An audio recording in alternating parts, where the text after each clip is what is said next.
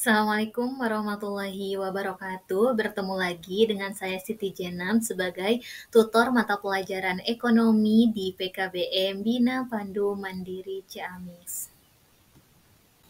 Pada kesempatan kali ini di kelas 11 semester 2, saya akan membahas mengenai menganalisis konsep dan kebijakan perdagangan internasional. Silahkan disimak videonya. Baik warga belajar semuanya, mengenai perdagangan internasional, apakah warga belajar pernah tahu atau pernah berpikir bagaimana barang dari suatu negara bisa sampai ke negara lainnya? Misalkan sabun dari Korea, skincare dari Korea, atau barang-barang elektronik dari Cina, kenapa bisa sampai ke Indonesia? Nah, apabila suatu negara tidak dapat memproduksi barang di dalam negerinya sendiri, berarti mendatangkan produk dagang dari luar ke dalam negeri. Sementara yang lain kebalikannya. Nama aktivitas tersebut adalah ekspor dan impor. Suatu negara melakukan aktivitas ekspor impor tentu memiliki tujuan baik itu untuk memenuhi kebutuhan dalam negeri ataupun untuk mencari suatu keuntungan tertentu dengan berbagai macam pertimbangan. Nah, ekspor dan impor di sini merupakan aktivitas dagang yang termasuk dalam perdagangan internasional. Yang pertama kita akan membahas mengenai definisi perdagangan internasional. Perdagangan internasional merupakan kegiatan transaksi jual beli barang dan jasa antar negara. Perdagangan internasional juga dapat diartikan sebagai perdagangan yang dilakukan oleh penduduk suatu negara dengan penduduk negara lain atas dasar kesepakatan bersama. Penduduk yang dimaksud dapat berupa antar perorangan, individu dengan individu, antar individu dengan pemerintah suatu negara atau pemerintah suatu negara dengan pemerintah negara lain. Perdagangan internasional pun turut mendorong industrialisasi, kemajuan transportasi, globalisasi, dan kehadiran perusahaan multinasional. Agar dapat keuntungan, setiap negara membahas dan menyiasati model perdagangan internasional seperti apa yang dapat saling menguntungkan. Nah, setelah kita tahu bagaimana proses perdagangan internasional, di sini kita akan membahas mengenai teori perdagangan internasional. Yang pertama ada teori dari kaum merkantilis. Nah, merkantilisme merupakan suatu sistem kebijaksanaan ekonomi yang dianut di daratan Eropa sekitar abad ke-16 dan 17 dan dipelopori oleh Colbert, Thomas Mun, Cyril Josiah Child, dan lain-lain. Inti pokok aliran merkantilisme adalah untuk menginginkan peranan pemerintah yang seluas-luasnya dalam bidang perekonomian, supaya terdapat surplus ekspor di atas impor pada perdagangan luar negeri, sehingga dapat terus menumpuk cadangan logam mulia. Realisasinya dengan cara yang pertama, mendorong peningkatan ekspor, membatasi impor, dan memperluas daerah jajahan guna mendapatkan bahan mentah yang murah dan memperoleh monopoli dalam perdagangan. Itu teori yang pertama. Yang kedua ada teori dari kaum klasik. Nah, teori dari kaum klasik ini dikemukakan oleh Adam Smith dan David Ricardo yang terbagi menjadi dua. Ada teori keunggulan mutlak atau absolute advantage yang dikemukakan oleh Adam Smith dalam bukunya yang berjudul The Wealth of Nations. Keunggulan mutlak merupakan keuntungan yang diperoleh suatu negara dari hasil melakukan spesialisasi. Keunggulan mutlak dalam produksi barang terjadi karena biaya yang diperlukan untuk menghasilkannya secara mutlak lebih murah dari negara lain.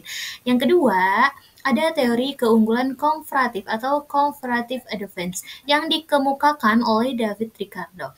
Ada kalanya sebuah negara ini memiliki keunggulan mutlak dalam menghasilkan semua jenis barang yang diperdagangkan.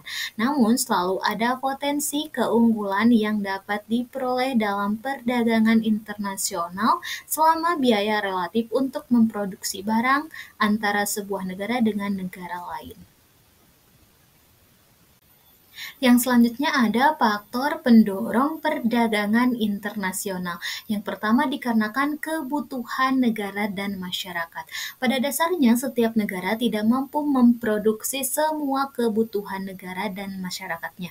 Maka, perdagangan internasional akan mempermudah negara meraih barang atau jasa yang dibutuhkan. Jadi, ketika negara tidak bisa memproduksi kebutuhan negaranya, maka itu akan didapatkan dari perdagangan internasional. Yang kedua, perbedaan sumber daya alam yang dikarenakan letak geografis setiap negara berbeda-beda. Inilah yang mempengaruhi kekayaan sumber daya alam sebuah negara serta membuat negara lainnya akan berbeda. Padahal sumber daya alam ini merupakan sumber utama sebuah negara, maka setiap negara memiliki kelebihan dan kekurangan masing-masing. Yang ketiga, untuk meningkatkan kualitas sumber daya manusia. Ketika persaingan kualitas di pasar bersaing, maka SDM atau sumber daya manusia juga harus ikut ditingkatkan agar dapat bersaing untuk meningkatkan kualitas diri masing-masing sehingga tidak dikalahkan dari berbagai kompetitornya. Yang keempat, dapat meningkatkan pendapatan negara. Nah, perdagangan internasional juga bisa meningkatkan income sebuah negara. Maka banyak negara membuat kebijakan-kebijakan nasional dalam hal mempermudah proses ekspor impor.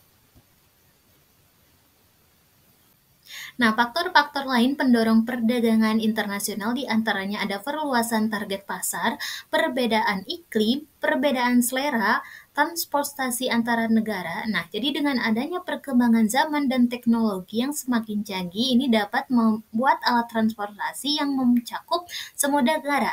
Kehadiran dari transportasi ini membuat kegiatan perdagangan internasional menjadi lebih mudah. Yang terakhir, untuk mencari dukungan dari luar negeri.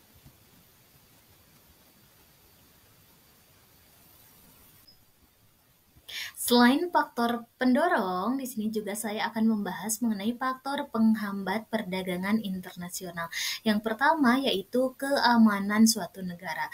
Keamanan merupakan faktor penting dalam kesuksesan perdagangan internasional. Sebab keamanan sangat berpengaruh saat menjalin kerjasama dengan negara lain. Yang kedua, rendahnya sumber daya alam. Salah satu pendorong terjadinya perdagangan internasional tadi sudah dikatakan adalah sumber daya alam di setiap negara yang berbeda-beda. Sehingga untuk memenuhi kebutuhan negara harus mengimpor dari negara lain. Yang ketiga, pembatasan impor dan penetapan tarif. Yang keempat, peraturan politik anti-dumping. Penerapan aturan politik ini dengan tujuan melindungi produk dan pengusaha lokal dari produk impor, terutama bila produk memiliki harga lebih murah dari produk lokal.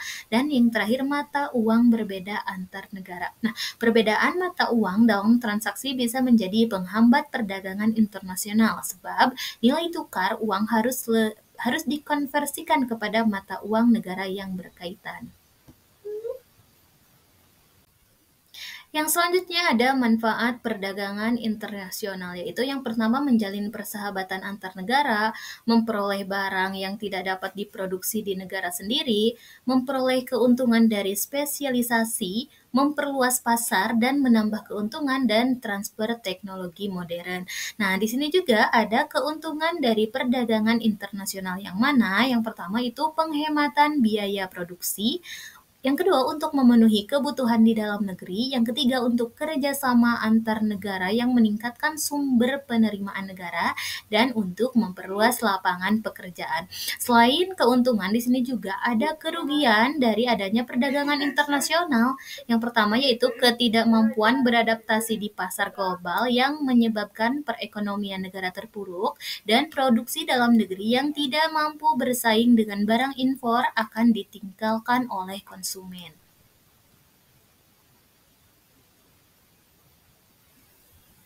Yang terakhir ada jenis-jenis perdagangan internasional. Yang pertama ada ekspor.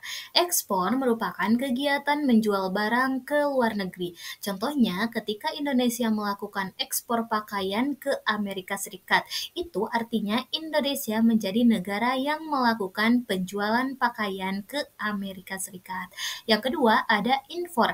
Impor ini kebalikannya dari ekspor yang mana impor ini merupakan kegiatan membeli barang dari luar negeri. Impor ini artinya jika Amerika Serikat membeli kelapa sawit dari Indonesia, ini dapat dikatakan bahwa Amerika Serikat melakukan impor kelapa sawit dari Indonesia. Yang ketiga ada barter. Barter merupakan transaksi dengan saling menukarkan barang satu sama lain. Yang keempat ada konsinvasi atau konsimen. Transaksi dengan sistem ini menitipkan barang atau disebut dengan konsispasi. Nah, dalam lingkup internasional, barang yang mau dijual dititipkan di pasar internasional dulu, lalu menunggu adanya